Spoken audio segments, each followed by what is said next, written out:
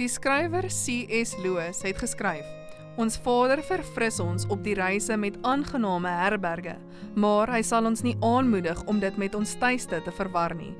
Ons kan so vasgevang raak in die materiële seëninge wat God gee, dat ons vergeet aan wie dit werklik behoort.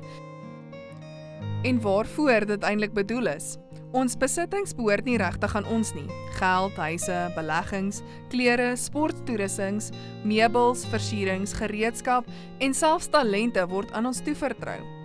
Ja, vir ons genot, maar dit word ook gegee as 'n toets, om te sien of ons dit vir ewige belange gaan gebruik of vir selfsugtige doelwitte. Ons is geroep, opgelei, toegerus en bemagtig om vinnige bewegende pelgrims te wees.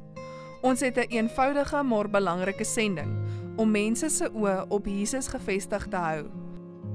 En God kies om sy sendelinge te ondersteun en te finansier met die talente en besittings wat hy aan ons toevertrou. Wat 'n voorreg! En hier is iets besonders.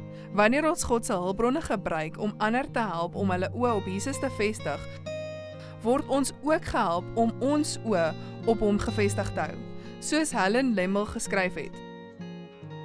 Turn your eyes upon Jesus, look full in his wonderful face, and the things of earth will grow strangely dim in the light of his glory and grace.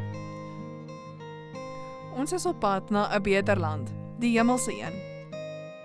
Kom ons hardloop die wedloop wat voor ons lê, en lê elke las neer wat ons kan terughou. En terwyl ons nou God se tiende teruggee en ons belofte offergawes bring, 'n vooraf bepaalde persentasie van ons inkomste, laat ons onsself laaste plaas en God eerste.